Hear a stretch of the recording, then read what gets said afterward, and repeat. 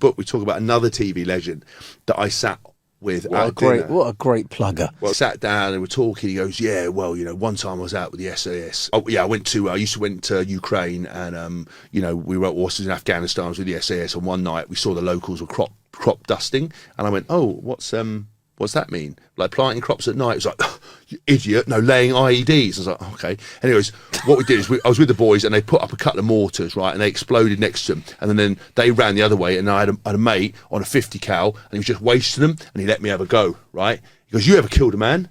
And I went, no. And I'm looking at my mate nudging me. He goes, no. He goes, don't ask me if I have. And I went, all right. You killed a man? He goes, yeah, loads. Don't ask me if I liked it. I went, did you like it? He was like, yeah, loved it, right?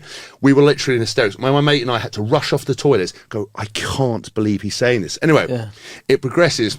And he basically goes, at the end of it, he's like, I tell you what, we need to do is challenge together. I love you boys, love your energy. Why don't we swim the channel, climb Everest and do something else? And I was like, what makes you think that I have a swim in the channel in me, let alone climbing Everest? Have you seen me try to walk around this room, right?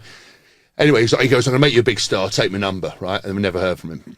But he was completely mad. Went on about how he killed people. He kept saying to me, he goes, I can do this jiu-jitsu, like, I can use your weight against you. Went to do something, and I pulled my arm away, he just fell on the floor, leapt straight up, went and got a drink, came back as if nothing had happened. It was mental. Anyway, the same guy was in Afghanistan with the SBS guys there. Jason Fox told me the story. And basically, there was a fort in the middle of the desert. They'd landed a Chinook helicopter. The SBS guys got out, middle of the day, they were waiting for orders to go. So they're passing rubber all around, messing around, sleeping under the thing. They saw a Jeep come in with his TV characters, but go into the fort.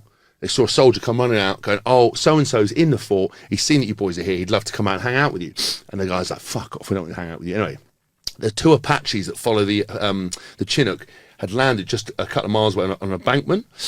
He saw the guy get back in, get in the Jeep, drive back out, talk to the helicopter pilots, go back in, pick up, and the celebrity drove out, right? And all the lads, the SBS, knew that the character, because the guy who was in the Jeep had played an SAS guy in a TV series, and they remembered his name, and they were like, whatever it is, like Dwayne, like mugging him off, abusing him. He pretended he couldn't hear them.